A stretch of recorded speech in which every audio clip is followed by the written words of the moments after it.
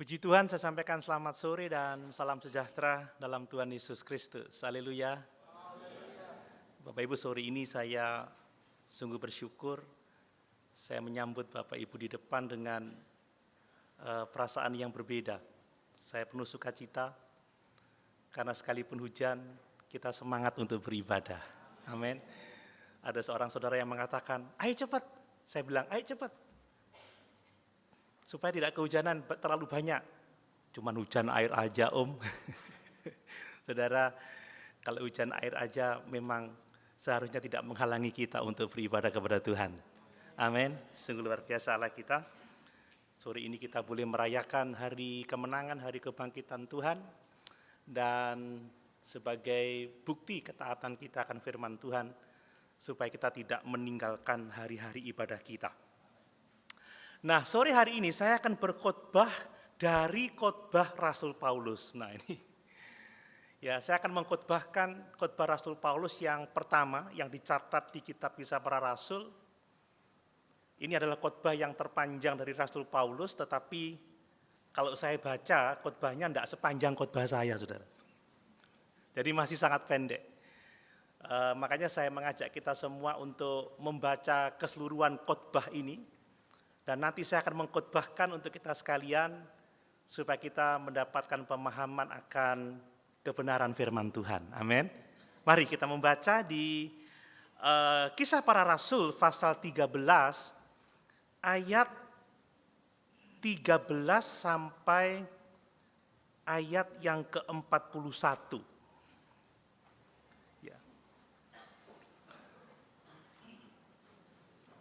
Ini mencatat tentang khotbah Paulus pada waktu dia ada di sebuah sinagoga atau rumah ibadat di Antiokhia yang di Pisidia. Saya membaca untuk kita sekalian. Lalu Paulus dan kawan-kawannya meninggalkan Pafos dan berlayar ke Perga di Pamfilia. Tetapi Yohanes meninggalkan mereka lalu kembali ke Yerusalem. Dari Perga mereka melanjutkan perjalanan mereka lalu tiba di Antiokhia di Pisidia. Pada hari Sabat mereka pergi ke rumah ibadat lalu duduk di situ. Setelah selesai pembacaan dari hukum Taurat dan kitab nabi-nabi, pejabat-pejabat rumah ibadat menyuruh bertanya kepada mereka, "Saudara-saudara, jikalau saudara-saudara ada pesan untuk membangun dan menghibur umat ini, silahkan."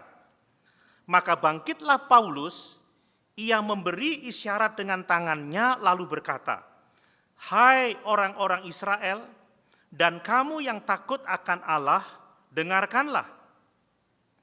Allah umat Israel ini telah memilih nenek moyang kita dan membuat umat itu menjadi besar ketika mereka tinggal di Mesir sebagai orang asing. Dengan tangannya yang luhur, ia memimpin mereka keluar dari negeri itu. 40 tahun lamanya ia sabar terhadap tingkah laku mereka di padang gurun. Dan setelah membinasakan 7 bangsa di tanah Kanaan, ia membagi-bagikan tanah itu kepada mereka untuk menjadi warisan mereka. Selama kira-kira 450 tahun. Sesudah itu ia memberikan mereka hakim-hakim sampai pada zaman Nabi Samuel, kemudian mereka meminta seorang raja, dan Allah memberikan kepada mereka Saul bin Kis dari suku Benyamin, 40 tahun lamanya. Setelah Saul disingkirkan, Allah mengangkat Daud menjadi raja mereka. Tentang Daud Allah telah menyatakan, "Aku telah mendapat Daud bin Isai, seorang yang berkenan di hatiku dan yang melakukan segala kehendakku. Dan dari keturunannya lah sesuai dengan yang telah dijanjikannya, Allah telah membangkitkan juru selamat bagi orang Israel, yaitu Yesus." Menjelang kedatangannya, Yohanes telah menyerukan kepada seluruh bangsa Israel supaya mereka bertobat dan memberi diri dibaptis. Dan ketika Yohanes hampir selesai menunaikan tugasnya, ia berkata, "Aku bukanlah dia yang kamu sangka, tetapi ia akan datang kemudian daripadaku, membuka kasut dari kakinya pun aku tidak layak. Hai saudara-saudaraku, baik yang termasuk keturunan Abraham maupun yang takut akan Allah, kabar keselamatan itu sudah disampaikan kepada kita, sebab penduduk Yerusalem dan pemimpin-pemimpinnya tidak mengakui Yesus. Dengan menjatuhkan hukuman mati atas dia, mereka menggenapi perkataan nabi-nabi yang dibacakan setiap hari Sabat. Dan meskipun mereka tidak menemukan sesuatu yang dapat menjadi alasan untuk hukuman mati itu, namun mereka telah meminta kepada Pilatus supaya ia dibunuh. Dan setelah mereka menggenapi segala sesuatu yang ada tertulis tentang dia, mereka menurunkan dia dari kayu salib, lalu membaringkannya di dalam kubur. Tetapi Allah membangkitkan dia dari antara orang mati. Dan selama beberapa waktu ia menampakkan diri kepada mereka yang mengikuti dia dari Galilea ke Yerusalem. Mereka itulah yang sekarang menjadi saksinya bagi umat ini. Dan kami sekarang memberitakan kabar kesukaan kepada kamu, yaitu bahwa janji yang diberikan kepada nenek moyang kita telah digenapi Allah kepada kita, keturunan mereka, dengan membangkitkan Yesus. Seperti yang ada tertulis dalam Mazmur kedua, anakku engkau, aku telah memperanakan engkau pada hari ini. Allah telah membangkitkan dia dari antara orang mati, dan ia tidak akan diserahkan kembali kepada kebinasaan. Hal itu dinyatakan oleh Tuhan dalam firman ini, aku akan menggenapi kepadamu janji-janji yang kudus yang dapat dipercayai, yang telah kuberikan kepada Daud. Sebab itu ia mengatakan dalam Mazmur yang lain, engkau tidak akan membiarkan orang kudusmu melihat kebinasaan. Sebab Daud melakukan kehendak Allah pada zamannya, lalu ia mangkat dan dibaringkan di samping nenek moyangnya, dan ia memang diserahkan kepada kebinasaan. Tetapi Yesus yang dibangkitkan Allah tidak demikian. Jadi ketahuilah hai saudara-saudara, oleh karena dialah maka diberitakan kepada kamu pengampunan dosa. Dan di dalam dialah setiap orang yang percaya memperoleh pembebasan dari segala dosa yang tidak dapat kamu peroleh dari hukum Musa. Karena itu waspadalah supaya jangan berlaku atas kamu apa yang telah dikatakan dalam kitab nabi-nabi. Ingatlah, hai kamu penghina-penghina, tercenganglah dan lenyaplah, sebab aku melakukan suatu pekerjaan dalam zamanmu, suatu pekerjaan yang tidak akan kamu percayai jika diceritakan kepadamu. Haleluya. Puji Tuhan. Bapak Ibu saudara sekalian, dari khotbah Rasul Paulus ini saudara, kita belajar tentang Allah yang menepati janjinya. Bapak Ibu sungguh bersyukur karena kita punya Allah yang menepati janjinya. Amin. Bapak Ibu percaya ya Allah menepati janjinya? Amin. Kita harus percaya Bapak Ibu ya. Kita harus sungguh-sungguh memegang kebenaran ini. Nah, berbicara mengenai menepati janji Bapak Ibu ya, kita bersyukur karena Allah tidak hanya berjanji tetapi juga berkuasa untuk menepati janjinya.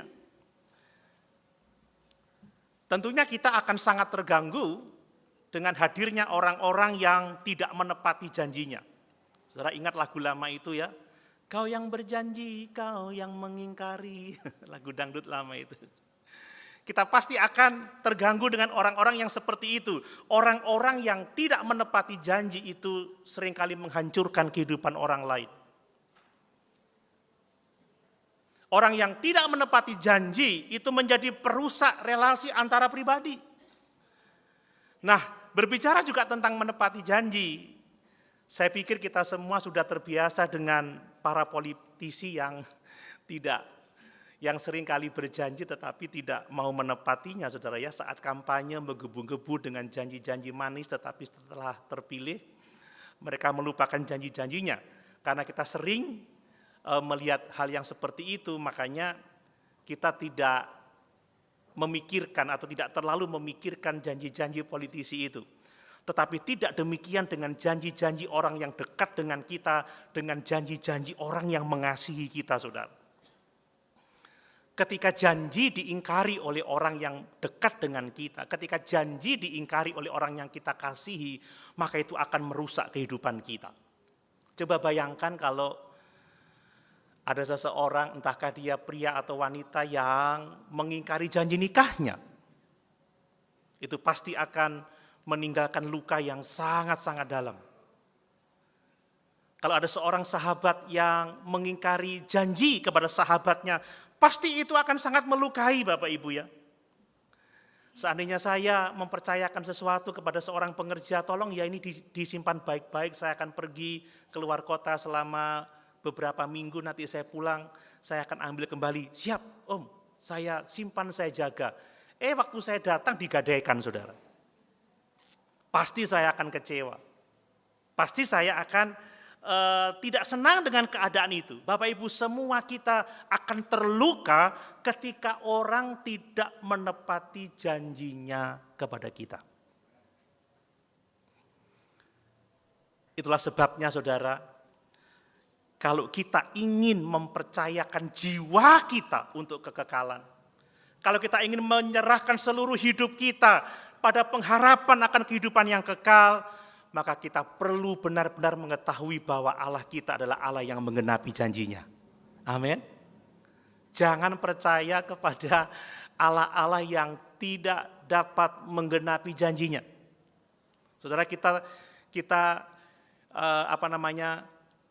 diingkari janji untuk perkara-perkara duniawi aja kita terlukanya begitu dalam, apalagi soal keselamatan, apalagi soal kehidupan yang kekal. Jangan sampai kita mengalami apa yang dikatakan oleh kitab Amsal ya, ada jalan yang disangka orang lurus tetapi ujungnya kepada maut.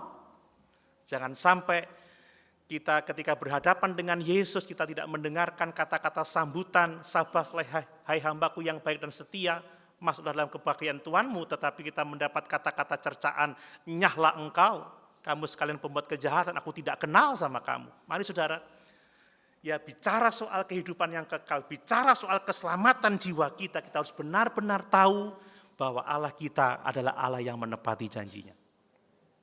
Dan malam hari ini, saya mau menyampaikan atau mau berkhotbah dari khotbah Paulus yang menyatakan bahwa Allah itu adalah Allah yang menepati janjinya. Bapak Ibu, khotbah ini dapat dibagi menjadi 3 bagian. Dari ayat 16 sampai 25 itu adalah janji-janji Allah yang diberikan kepada para leluhur bangsa Israel, kepada Abraham, ya, kepada Musa, kepada Daud dan seterusnya. Kemudian pada ayat 26 sampai 37 itu berbicara mengenai bagaimana Allah menepati janji-janji yang telah diberikan kepada bangsa Israel. Dan ayat yang ke-38-41 itu bicara soal bagaimana seharusnya kita merespon janji Allah itu. Mari malam hari ini kita akan belajar bersama-sama tentang Allah yang menepati janjinya. Kita akan belajar bersama-sama tentang janji yang telah diberikan kepada kita melalui bangsa Israel. Bagaimana Allah menepati janjinya dan bagaimana kita harus merespon janji Tuhan itu supaya kita semua dapat menikmati kemuliaan kekal dalam kerajaan surga. Amin. Bapak Ibu, saya mau mengingatkan bahwa sebenarnya hal yang paling kita nantikan dalam hidup ini adalah perjumpaan dengan Yesus dalam kerajaan surga. Bapak Ibu boleh menunggu apa saja, tetapi hal yang paling terakhir yang harus kita temui adalah Sang Juru Selamat itu. Mari kita perhatikan firman Tuhan ini supaya kita dapat dengan teguh berpegang kepada janji Tuhan, memahami penggenapannya dan merespon dengan benar supaya kita semua diberkati oleh kebenaran ini. Yang pertama perhatikan saudara, bahwa Tuhan telah memberikan janjinya kepada bangsa Israel untuk memberikan seorang penyelamat bagi mereka. Bahwa Allah di dalam anugerahnya yang besar telah berjanji kepada umat pilihannya untuk memberikan juru selamat kepada mereka. Ini yang dicatat di dalam ayat 16 sampai 25. Kalau Bapak Ibu menyimak dengan baik-baik saudara, Kita melihat bagaimana Paulus memulai khotbahnya dengan berbicara kepada orang-orang Yahudi dan orang-orang non-Yahudi yang disebut dengan orang-orang yang takut akan Allah. Dia memulai dengan fakta-fakta yang pasti dipahami oleh orang-orang Yahudi, karena pada waktu itu yang di sinagoga adalah banyak juga ahli Taurat, orang-orang Farisi, dan apa yang disampaikannya pasti disetujui dan diamenkan. Paulus mengatakan bagaimana Allah telah memilih para bapa leluhur orang Israel, bagaimana Allah telah membuat besar bangsa Israel pada saat di Mesir, bagaimana Allah membebaskan orang Israel dengan tangannya yang luhur dari Mesir. Bagaimana Allah menuntun mereka di padang belantara selama 40 tahun. Bagaimana Allah telah membinasakan suku-suku bangsa di Kanaan dan memberikan tanah itu kepada mereka. Bagaimana Allah memilih Raja Daud dan bagaimana Allah menggenapi janjinya melalui keturunan Daud. Semua orang yang mendengar pada waktu itu pasti mengamenkan itu, saudara. Dari semua yang dia sampaikan dari khotbahnya itu, Paulus langsung mengambil sumber dari perjanjian lama dan itu sangat jelas dan diamenkan oleh semua orang. Tetapi kemudian Paulus berbicara melompat kepada Daud dan keturunan Daud. Nah, ini yang menjadi berbahaya, saudara. Karena sampai hari ini orang-orang Yahudi menolak Yesus. Bahkan Rasul Paulus sendiri sebelumnya menolak Yesus. Paulus mulai menceritakan bagaimana Allah telah menggenapi janjinya melalui keturunan Daud, yaitu Yesus. Menyatakan dengan jelas bahwa Yesuslah yang menjadi penggenapan janji Allah akan juru selamat itu. Dan mungkin karena Paulus melihat adanya penolakan begitu ya, maka dia dengan segera berbicara tentang Yohanes Pembaptis. Bapak Ibu, Yohanes Pembaptis itu sangat dihargai oleh orang-orang Yahudi, sangat dihormati. Tetapi Yohanes Pembaptis, sekalipun dia sangat dihargai, dia mengatakan bahwa dirinya bukan Mesias, dan bahwa Mesias akan datang setelah dia, dan bahwa dia untuk membuka tali kasutnya pun dia tidak layak, saudara. Jadi ini adalah khotbah yang luar biasa, khotbah sejarah yang hebat. Nah, saya akan menyampaikan maknanya kepada kita sekalian, saudara. Ternyata Paulus itu menyampaikan beberapa tema yang sangat penting dari sketsa sejarah orang Yahudi ini, saudara.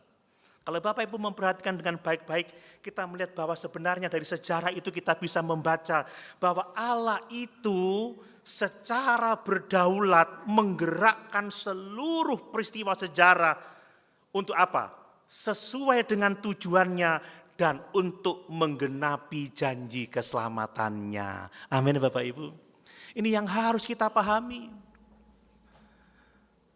Bahwa Allah itu yang berdaulat menggerakkan seluruh peristiwa, seluruh kejadian, apapun itu sesuai dengan tujuannya dan untuk menggenapkan rencana dan janji keselamatannya.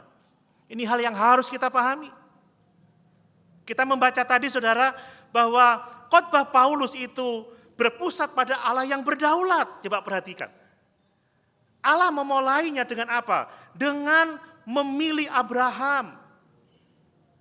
Lihat, Allah memilih Ishak, Allah memilih Yakub.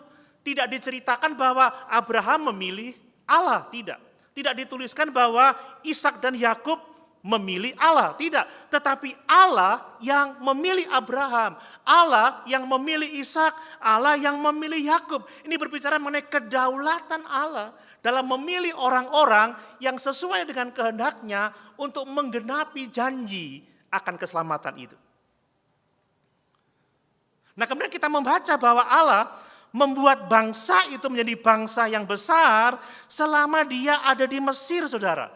Ya, ini luar biasa, ya.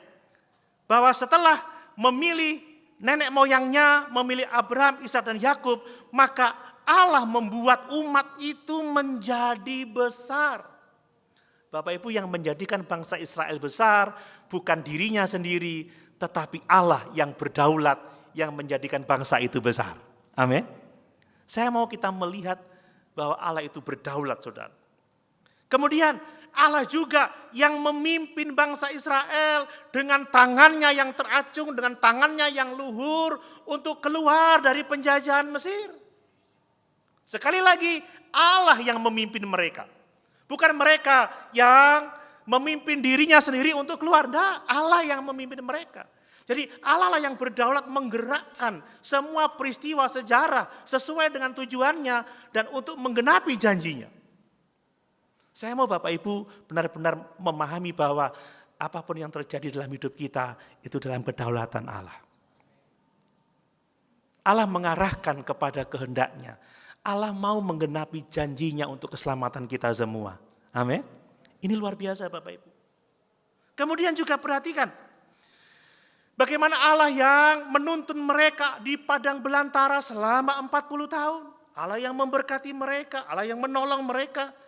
Dan bagaimana Allah menanggung dosa Israel dan menggendong bangsa ini. Sekalipun mereka banyak sekali atau sering sekali menyakiti hati Allah. Tetapi Allah yang menuntun mereka dan Allah yang memberkati mereka.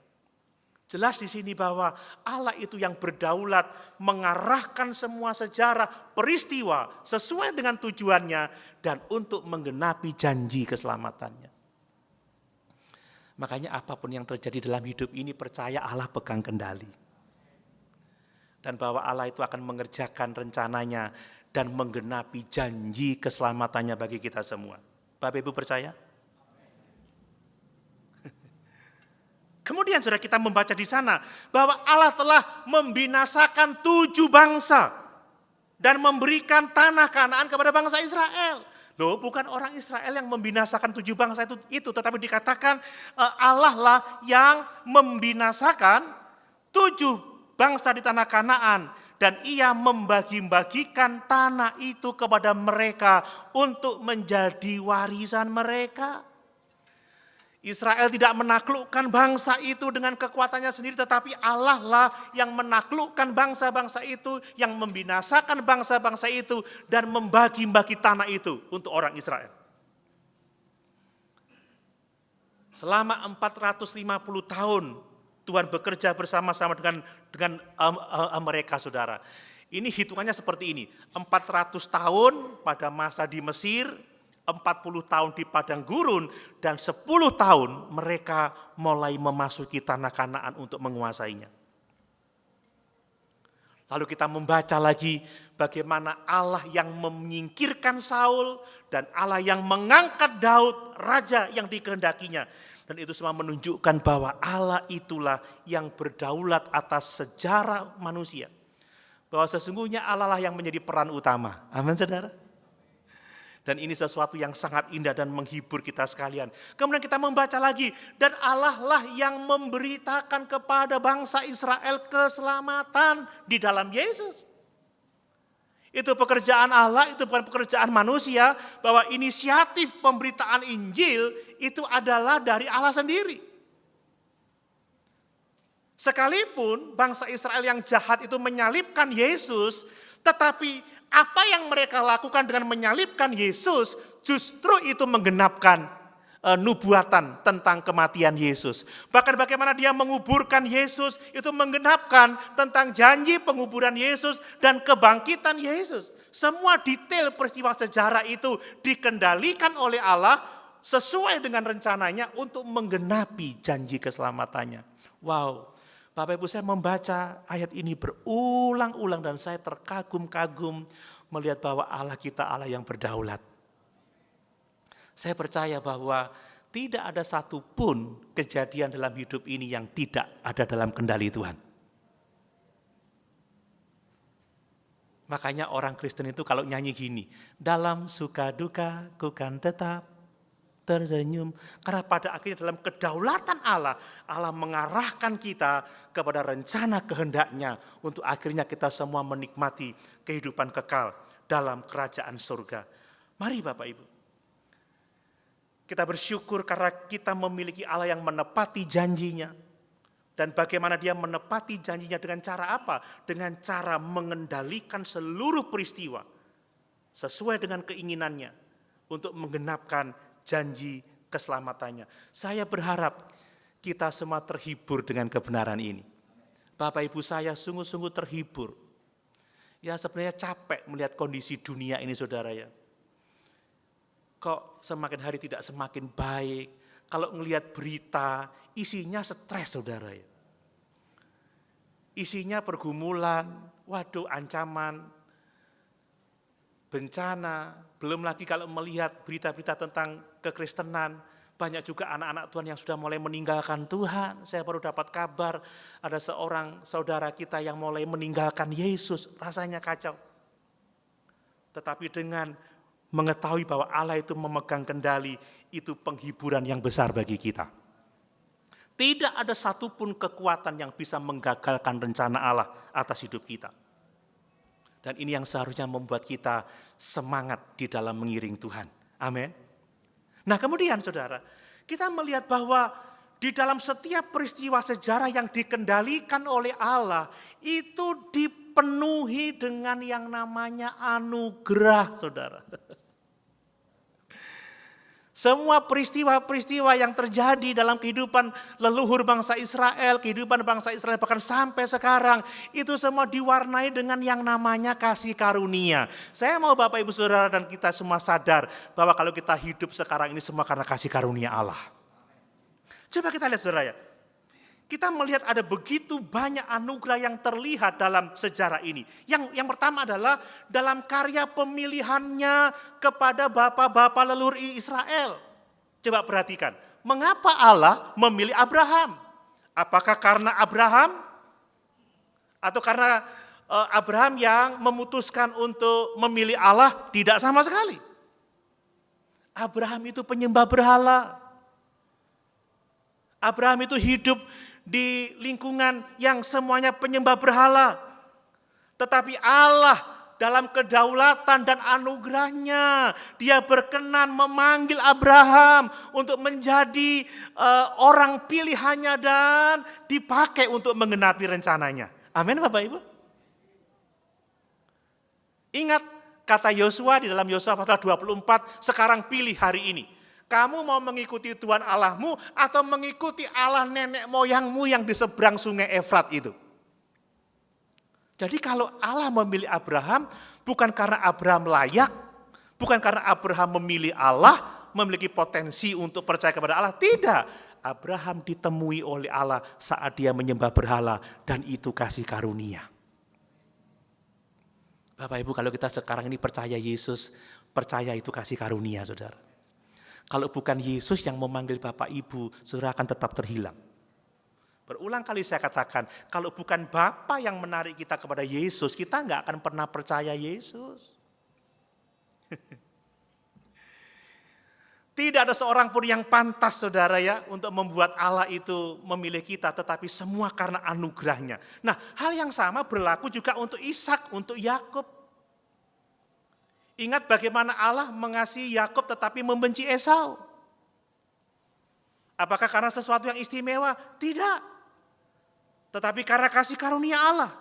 Kalau Bapak Ibu membaca Roma pasal 9 ayat 11 bagian B dikatakan supaya rencana Allah itu tentang pemilihannya diteguhkan bukan berdasarkan perbuatan tetapi berdasarkan panggilannya. Jadi kasih karunia itu tidak bergantung pada apapun juga yang ada di dalam diri kita. Termasuk pilihan Allah. Saudara, tidak tergantung pada diri kita. Kalau itu tergantung pada diri kita, maka itu bukan lagi kasih karunia. Makanya sesungguhnya tidak ada seorang pun yang layak.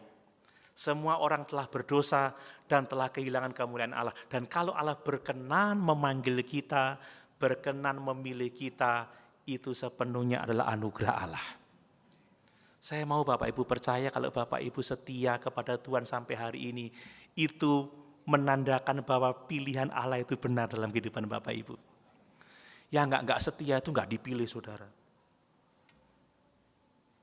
Enggak dipanggil itu.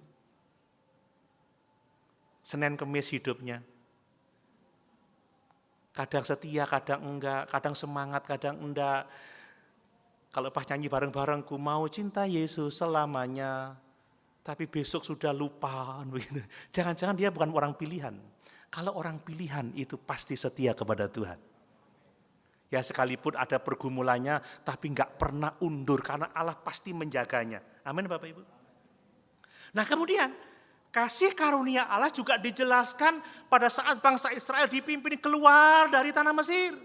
Kita membaca bahwa Allah dengan tangannya yang luhur telah memimpin bangsa ini keluar dari tanah Mesir. Kalau Bapak Ibu membaca kisah Keluaran, Eksodus, Bapak Ibu akan membaca sesungguhnya bangsa Israel itu enggak sungguh-sungguh mau keluar dari tanah Mesir. Sayang saudara. Dan pada waktu mereka menderita di padang belantara, mereka mengeluh, lebih baik kami kembali ke Mesir. Di sana bawang merahnya bagus. Apa ada bawang putih juga ya? Ada bawang merah, ada bawang putih di sana. Di sana dagingnya banyak. Di sini kami makan mana, bosen. Kami mau balik ke sana. Tapi Allah dalam kasih karunia-Nya tetap memimpin bangsa ini keluar. Amin Bapak Ibu. Ini kasih karunia. Kalau enggak mereka tetap jadi budak kok. Bahkan dikatakan Allah sabar selama 40 tahun di padang gurun. Allah itu sabar. Bagaimana Allah dalam kasih karunia membangkitkan Daud. Dan melalui keturunan Daud, maka Allah memberikan Yesus. Sekalipun Daud pernah berdosa dengan sangat mengerikan. Bayangkan saudara, ngambil istri orang, membunuh suaminya. Benar enggak saudara? Halo? Ngambil istri orang, terus membunuh suaminya. Kok tegang sih? Cuma ditanya gitu aja lo tegang. Daud ini ngambil istri orang, kemudian membunuh suaminya. Benar nggak Bapak Ibu? Benar. Ya nggak benar dong. Oh ya dosa itu maksud saya begitu. Kalau peristiwanya benar, tapi itu dosa. Tapi Allah dalam kasih karunia-Nya berkenan mengampuni Daud. Dan tetap melalui keturunannya Yesus dilahirkan. Makanya bagi orang-orang percaya, hiduplah dalam kasih karunia Allah. Bapak Ibu, dalam surat Paulus dikatakan bahwa hendaklah kita bertumbuh dalam kasih 2 Petrus pasal 3 ayat 18. Bertumbuh dalam kasih karunia Allah dan dalam pengenalan akan kebenaran. Bapak Ibu, jika Bapak Ibu berpikir, Bapak Ibu saudara jadi Kristen karena Bapak Ibu baik, gak pernah mencuri, gak pernah berbuat jahat, Bapak Ibu salah. Semua kita ada di sini karena kasih karunia Tuhan. Amin. Coba kita baca Efesus pasal 2 ayat 8 dan 9. Bicara tentang keselamatan kita. Luar biasa kisah itu. Ya. Demikian firman Allah, sebab karena kasih karunia kamu diselamatkan oleh iman. Itu bukan hasil usahamu, tetapi pemberian Allah. Itu bukan hasil pekerjaanmu, jangan ada orang yang memegahkan diri. Amin Bapak Ibu. Semua karena kasih karunia Allah. Dan berkenaan dengan janji ini Bapak Ibu ya, saya melihat bahwa Allah menggerakkan seluruh sejarah untuk apa? Untuk mencapai puncaknya itu di dalam Yesus. Jadi Yesus itu adalah sentral dari Allah memilih Abraham, memilih Ishak, memilih Yakub, membangkitkan Daud. Pada akhirnya apa? Menurunkan Yesus. Yesuslah pusat dari semua rencana Allah. Karena segala sesuatu hanya didapat di dalam Yesus. Di luar Yesus tidak ada keselamatan. Dia berkata, akulah jalan, akulah kebenaran, akulah kehidupan. Tidak ada seorang pun yang sampai kepada Bapa kalau tidak melalui aku. Dia pusatnya, saudara.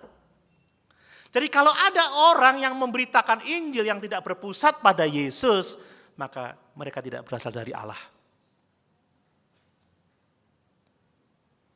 Bapak Ibu, tugas saya ini adalah menjelaskan dan mengarahkan Bapak Ibu Saudara untuk melihat kemuliaan Yesus, untuk beroleh iman dan mengasihi Yesus. Amin.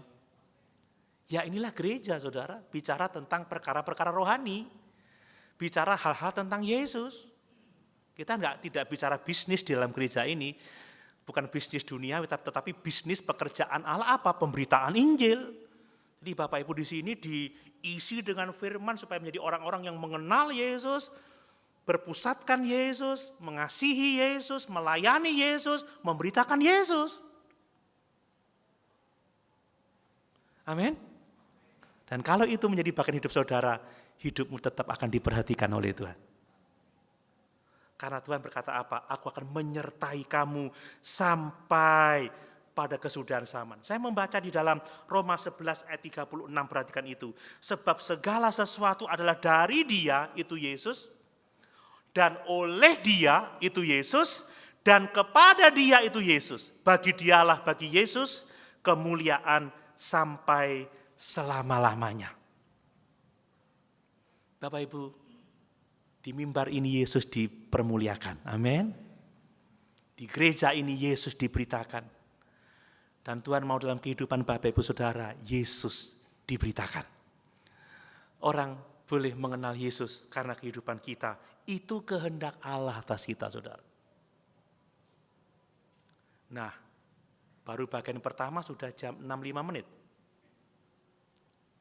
Tapi tidak apa-apa ya, bagian yang kedua, saudara. Yang kedua kita akan melihat bahwa Allah itu menepati janjinya. Amin. Nah, ini yang harus kita syukuri.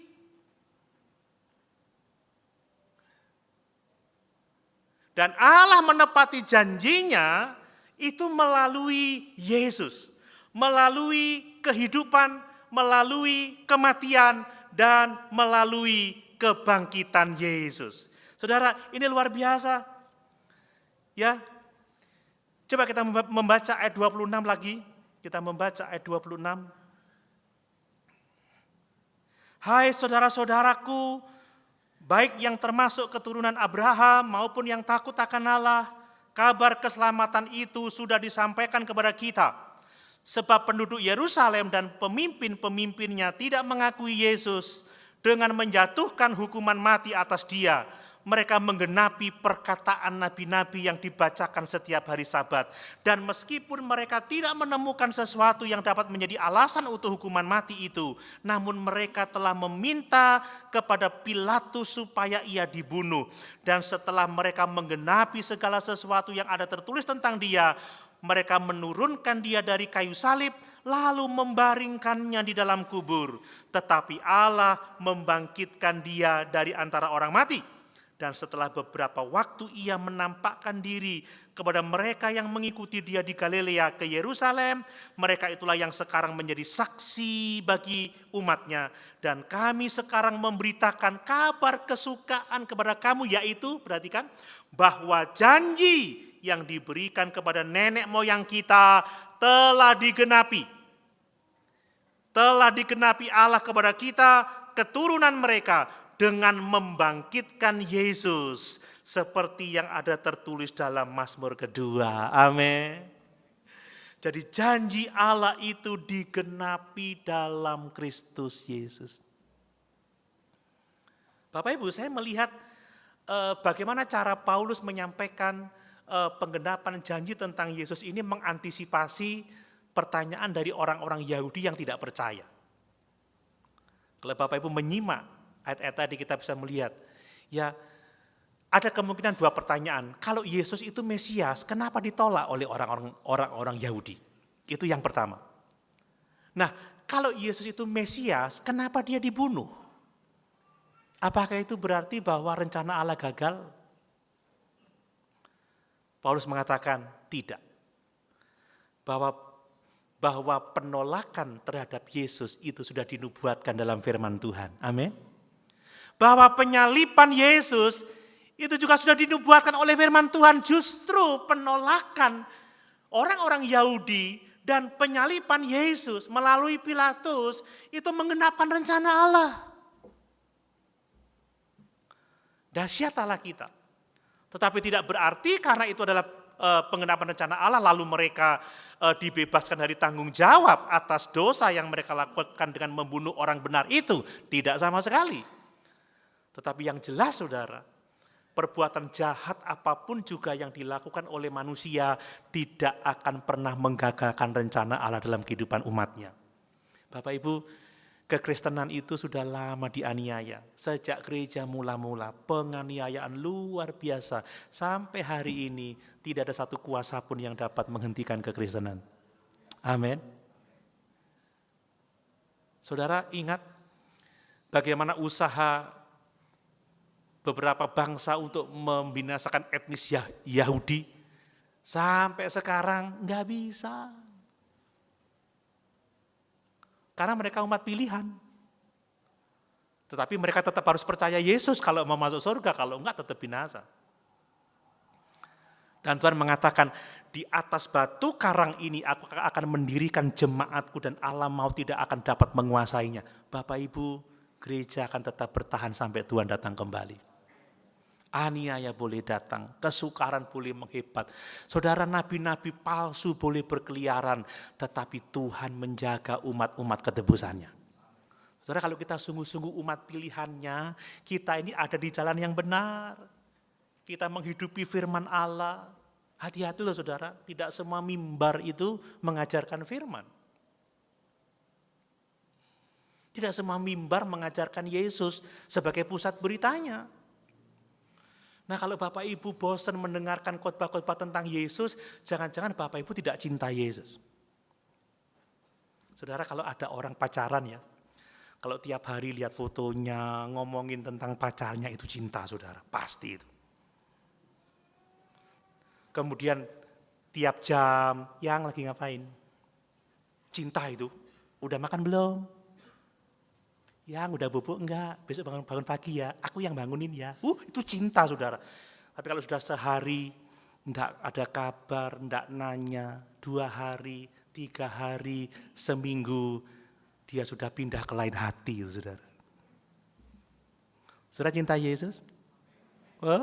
Suka mendengar berita tentang Yesus, suka mengucapkan kata-kata Yesus, suka menceritakan Yesus, suka dekat dengan Yesus. Dulu masa saya penuh penderitaan tetapi sangat berkesan. Kalau mau tulis surat kepada pacar, ngumpet pakai kertas kan tinggal shoot gini aja.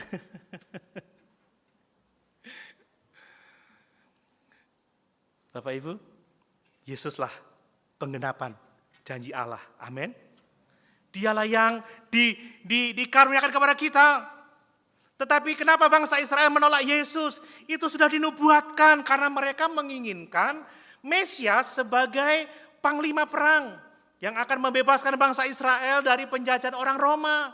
Padahal Yesus datang tidak sebagai panglima perang, tetapi sebagai hamba yang menderita, yang akan memikul dosa-dosa mereka. Itu sebabnya mereka itu menolak Yesus. Mengapa mereka menolak Yesus? Sebab mereka, saudara, tidak percaya pada berita kitab suci. Menolak kebenaran firman. Coba baca Yohanes 5 ayat 39 sampai 40. Supaya Bapak Ibu kenal kebenaran ini. Yohanes 5 ayat 9 sampai 40. Kamu menyelidiki kitab suci, perhatikan itu. Sebab kamu menyangka bahwa olehnya kamu mempunyai hidup yang kekal. Tetapi walaupun kitab-kitab suci itu memberi kesaksian tentang aku, namun kamu tidak mau datang kepadaku untuk memperoleh hidup itu. Ini kesalahan bangsa Israel, saudara. Ada banyak orang yang rajin ke gereja, yang membaca kitab suci, tetapi tidak mau percaya kepada berita kitab suci, tidak mau menerima Yesus, tidak mau melayani Yesus. Pindah ke lain hati. Lalu dia mulai berdaulat, mulai berdebat lah, mulai membela diri. Saya pindah bukan karena bukan karena laki-laki atau bukan karena perempuan, tapi karena saya menemukan kebenaran.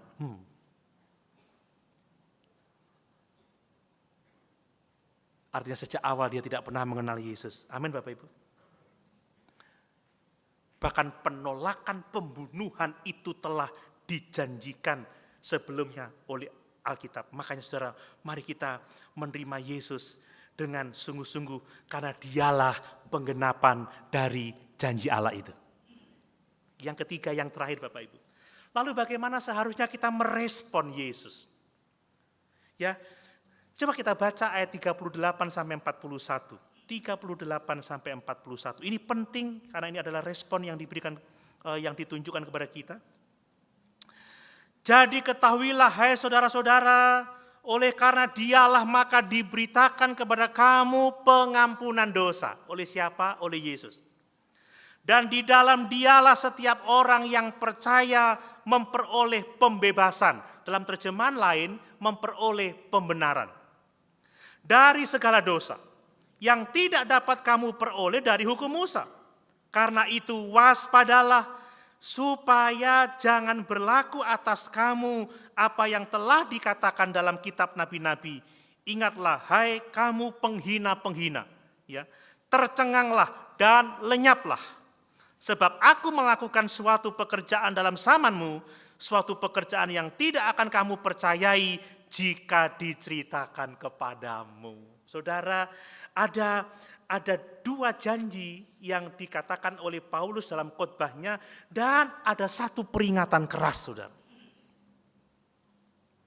Terhadap janji-janji Allah, terhadap penggenapan Allah di dalam Yesus Kristus, maka Paulus menawarkan dua janji. Yang pertama adalah pengampunan dosa di dalam nama Yesus, yang kedua adalah pembenaran bagi setiap orang yang percaya kepadanya. Bapak Ibu percaya pada janji ini?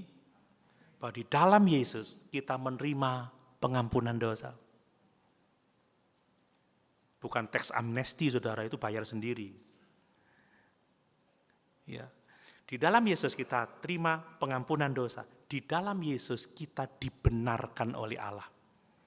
Dalam perjanjian baru dikatakan kita dibebaskan oleh Allah. Ini bicara dua janji, saudara. Ya, betapa beraninya Paulus berkhotbah di tengah-tengah orang yang mengharapkan keselamatan dari hukum Taurat. Tetapi dia mengatakan hukum Taurat tidak bisa menyelamatkan kamu. Hukum Taurat tidak bisa memberikan kehidupan yang kekal. Hukum Taurat justru membawa kepada penghukuman. Hanya Yesus yang akan dapat memberikan pengampunan, yang akan dapat memberikan pembenaran dalam hidup kamu, saudara. Ini adalah janji yang ditawarkan oleh Tuhan. Kalau kita percaya Yesus, kita diampuni dari segala dosa kita. Kalau kita percaya Yesus, kita dibenarkan. Seolah-olah kita tidak pernah berbuat dosa. Kita dipandang benar karena kebenaran Yesus diterapkan dalam kehidupan kita. Allah memandang kita seperti Dia memandang Yesus. Ini yang ditawarkan oleh Yesus. Hanya Dia yang sanggup memberikan pengampunan dosa dan hanya Dia yang sanggup membenarkan kita sehingga kita layak berdiri di hadapannya saat kita bertemu muka dengan muka saat Dia datang kembali. Dan terhadap janji itu, saudara, kita diingatkan hati-hati. Nah, itu saudara ya. Hati-hati. Ya. Waspadalah supaya jangan berlaku atas kamu apa yang telah dikatakan dalam kitab nabi-nabi. Jangan kita menghina kasih karunia Allah. Jangan kita menghina Yesus. Jangan kita mencemooh kebenaran Allah. Jangan kita menolak Yesus. Karena pasti kita akan binasa. Amin Bapak Ibu. Mari, apapun tawarannya saudara. Saya bukan berdusta. Beberapa hari ini ada seorang yang memberitahu gereja, saya pindah ke lain hati. Meninggalkan Yesus. Saudara, dia tidak menikmati yang namanya pengampunan dosa. Amin. Karena pengampunan dosa hanya ada di dalam Yesus. Dia tidak akan mengalami pembenaran karena hanya Yesus yang dapat membenarkan kita. Dan kalau dia menolak Yesus, disebut sebagai pencemooh, orang-orang yang akan lenyap. Ya, ngeri saudara ya. Ingatlah hai kamu penghina-penghina, tercenganglah dan lenyaplah. Ini bicara mengenai dihalau jauh dari hadirat Allah. Kalau orang tidak ada di hadirat Allah, dia ada di dalam penghukuman kekal. Mari kita waspada hari-hari ini Bapak Ibu, amin. Waspada, jangan sampai ada satupun, apapunlah pribadi siapapun yang membuat kita meninggalkan Yesus. Karena dialah penggenapan dari janji-janji keselamatan. Karena dialah juru selamat yang telah dijanjikan. Dan karena dialah yang sanggup mengampuni dosa kita melalui pengorbanannya di atas kayu salib. Dan hanya dialah yang membenarkan kita. Mari kita sungguh-sungguh percaya, setia mengiring Yesus sampai dia datang kembali. Amin. Amin Bapak Ibu. Sama-sama kita